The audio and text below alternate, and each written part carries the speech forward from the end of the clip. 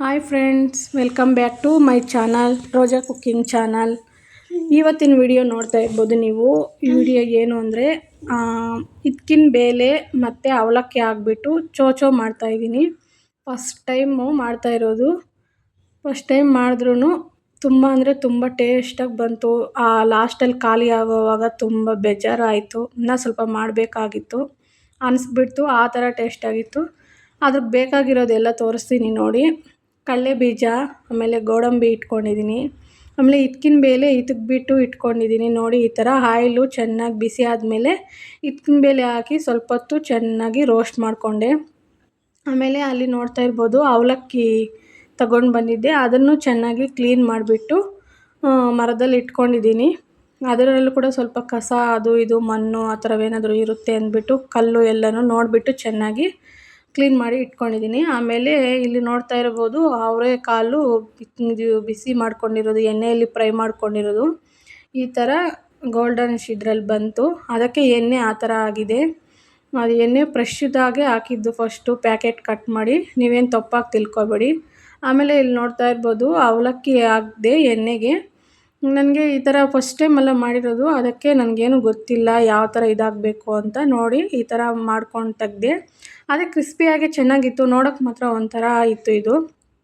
ಆಮೇಲೆ ಅವಲಕ್ಕಿನೂ ಚೆನ್ನಾಗಿ ಫ್ರೈ ಮಾಡ್ಕೊಂಡಿಟ್ಟೆ.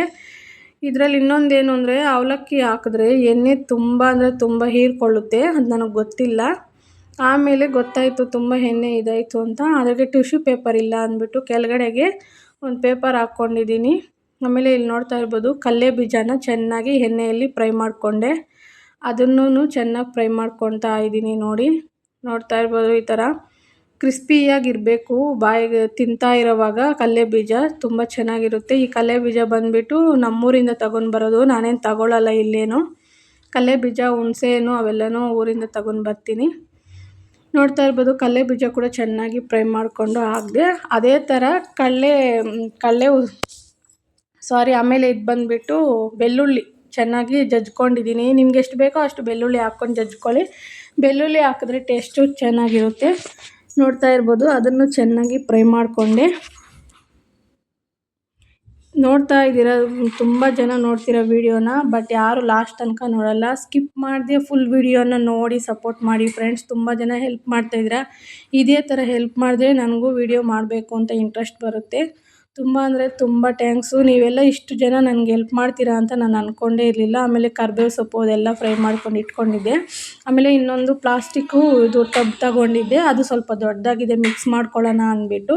ಇಲ್ಲಿ ನೋಡ್ತಾ ಇರ್ಬೋದು ಇದು ಎಲ್ಲನೂ ಹಾಕ್ಕೊಂಡ್ಬಿಟ್ಟು ಕಡಲೆಪಪ್ಪು ಎಲ್ಲ ಹಾಕ್ಕೊತೀನಿ. ಆಮೇಲೆ ನೋಡ್ತಾ ಇರ್ಬೋದು ಇಲ್ಲಿ ಎಲ್ಲನೂ ಮಿಕ್ಸ್ ಮಾಡೋಣ ಅಂತ ಅದ್ರಾಗೆ ಹಾಕ್ತಾಯಿದ್ದೀನಿ. ಅದರಲ್ಲೇ ಪೇಪರ್ ಕೂಡ ಬಿದ್ದೋಯ್ತು.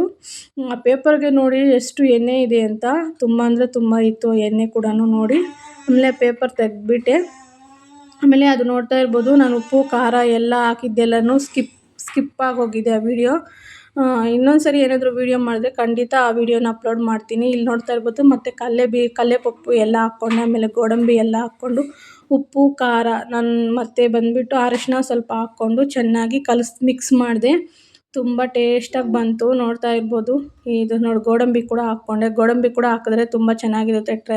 ಟ್ರೈ ಮಾಡಿ ನೀವು ಕೂಡ. ತುಂಬ ಅಂದರೆ ತುಂಬ ಟೇಸ್ಟಾಗಿ ಬಂದಿತ್ತು. ನಾನು ಹೇಳೋದಲ್ಲ, ತಿಂದಿರೋದಕ್ಕೆ ನನಗೆ ಗೊತ್ತಾಯಿತು, ಅದಕ್ಕೆ ಹೇಳಿದೆ. ತುಂಬ ಚೆನ್ನಾಗಿತ್ತು. ಇನ್ನೊಂದು ಸರಿ ಟ್ರೈ ಮಾಡಬೇಕು. ಇದು ಅವರೆಕಾಯಿ ಏನಾದರೂ ಸಿಕ್ಕಿದ್ರೆ ಟ್ರೈ ಮಾಡ್ತೀನಿ. ಸಬ್ಸ್ಕ್ರೈಬ್ ಮಾಡ್ಕೊಳ್ಳಿ.